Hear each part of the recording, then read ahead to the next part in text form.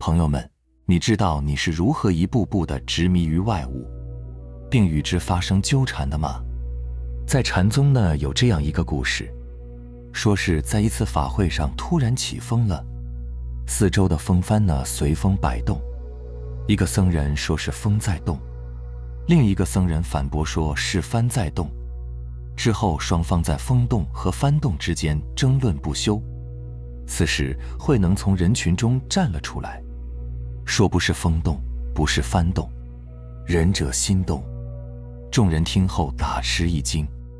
印宗法师深明其意，知道此人以明心见性，是大彻大悟者，便请其上座，率众人行施礼。80多岁的老法师为什么会对一个貌不惊人又年纪轻轻的慧能如此尊重呢？从世界的角度来看，说风动没错，说帆动也没错，甚至说风动的人要比说帆动的人有更深一层的观察。但慧能为什么说风未动，帆未动，是仁者心动呢？现在请你闭上眼睛，想象一下风吹过树叶的情景，心里是不是呈现了一幅画面？那问题来了，事情都没有发生，为什么能在心里呈现呢？没错，两位僧人之所以会争论不休，就是执着在相上，只停留在现象而非本质。而慧能始终在心上，他知道相不离心，心不离相，无心就不动，有动即见心。心他一直在，就像开旅店的主人和任由灰尘在虚空中飘动的虚空一样，一直都在那，非常的稳定。而外界的风动和翻动呢，就像客人，就像漂浮在虚空中的灰尘一样，是在变动的，是非常不稳定的。而绝大部分人呢，认客不认主，认尘不认空，也就是说只认客尘，不认自己的真心。再往细处说，就是只认眼睛看到的，耳朵听到的，鼻子闻到的，舌头尝到的，身体触碰到的，大脑思辨到的，而不认什么呢？不认能让眼睛看，能让耳朵听，能让舌头尝，能让身体动，能让大脑思辨的东西。举个例子，我们生命的本质是真心自性，它遇到缘时呢，会出现妙用。什么妙用呢？心就像一面镜子，通过六根接触六尘，照出世间的万事万物，也就是阳明先生说的心外无物。一切外境的人事物，都是要通过你心的解读才成了你认为的样子。没有这个解读的过程，对你而言也就没有这些人事物。再回看这个故事，风动翻动都是心，这面镜子照出来的影像是假的。两位僧人执着于相，以假当真才会争执不休。而慧能始终明白，之所以能够看到风动翻动，是因为有心这面镜子才能照出这个影像。相不离心，心不离相，于是透过相看到心，明白心是镜子，本来无一物，又何处惹尘埃呢？我是镜子，而不是那个假的影像。风动也好，翻动也罢，又有什么好执着的呢？于是呢，就明心见性了。什么是见性？这个性在哪？在眼能看，在耳能听，在鼻能闻，在舌能尝，在身能动，在大脑能思考。我们身处的花花世界呢，只不过是我们的真心遇到缘后起的妙用，共同打造出来的幻境而已。人生就是这些幻境的集合，就像电影，不管是悲剧还是喜剧，幕布才是真实的存在。而我们的注意力往往只跟着情节起伏，却忘了自己是幕布，从未改变，于是才会陷入痛苦。因此非风动，非帆动，仁者心动，一切都是心照出的影像。没有觉醒的人看到表象会推测风动翻动的前因后果，而觉醒的人明白一切不过是在每个当下新造出的影像集合，就像电影，看着是情节的流动，而实际上是各个不相同的底片，只不过新的底片非常的快。所以不要把我们看到的身处的境界当作主人，不要把我们能动能利用的这个身体当作主人，因为所有能动的都不是永恒的，只有我们的那个真心才是永恒不变的。我们在这种幻境里游走和体验，不要执着着抓取任何东西，更没有必要跟任何人去攀比。如果攀比容貌，我们最终呢都会老去；如果攀比财富呢，我们最终都会失去；如果攀比健康，我们的身体呢最终都会老化坏掉，对不对？本来就是一场梦而已。我们目前呢，看似拥有的一切和正在努力抓取的一切呢，其实都是身外之物。体验体验就完了。什么我得到的少了？我怎么就失败了呢？我怎么没有升到那个官位呢？今年企业赚了，明年可千万别赔了。还有负债的，负债这么多该怎么办呢？尤其是负债，是你想负债吗？既然不是你想负债，那就是你的生命课题。就像残疾人一样，没人想残疾，只不过是自己因缘和合的一种生命状态，都是有因果的。如果天天焦虑，天天执着着为什么让我残疾，然后身体就能不残疾了吗？天天执着为什么让我负债，就能把钱还上吗？这是不可能的。只有放下这种负担，才会逐渐没有负担。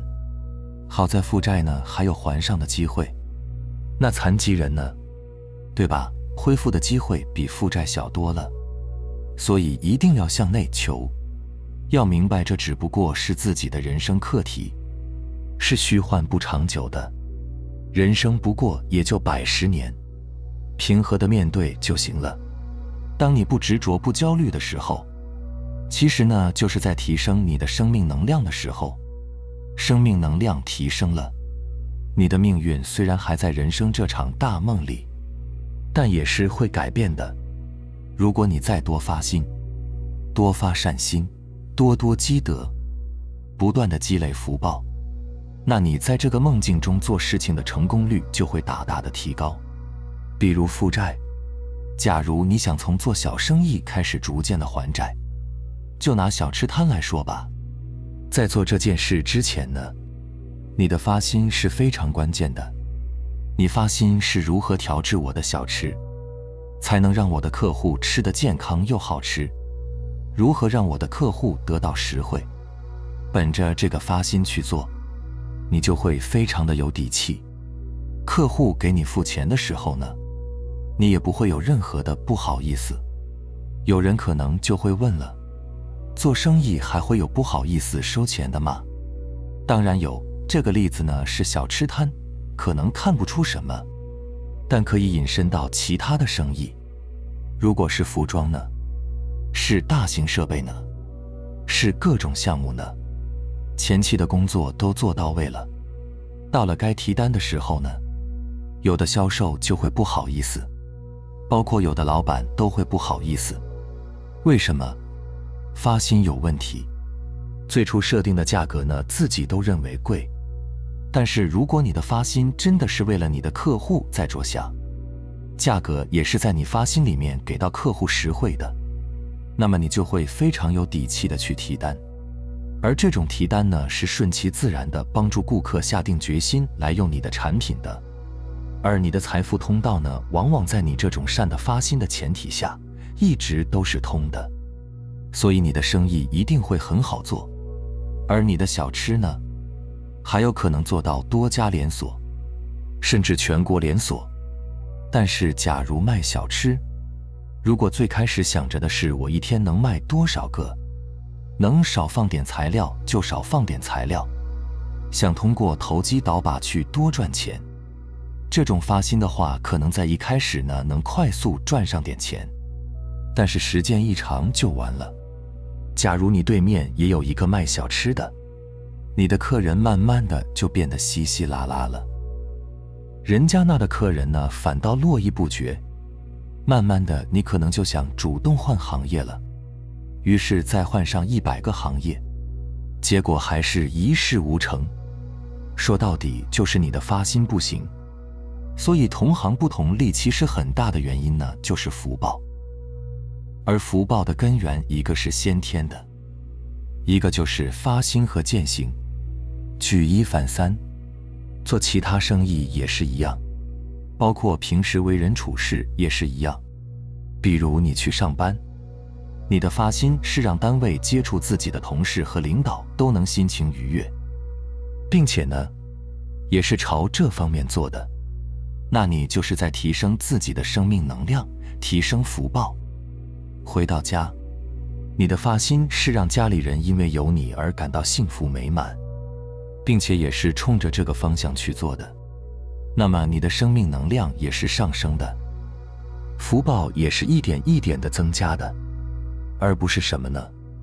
不是我负债了，我心情低落，我到了单位呢就整天愁容满面的，平时看谁不顺眼，我就发泄自己的情绪，经常跟同事和领导发生矛盾，回到家呢就经常拉着脸，天天把一副苦瓜脸摆在家人面前，动不动就和家里人发火发脾气，怨这个怨那个，天天被情绪主导，那你的生命能量就是不断向下走的，福报是透支的，你的负债自然迟迟找不到突破口，而且呢还会形成恶性循环。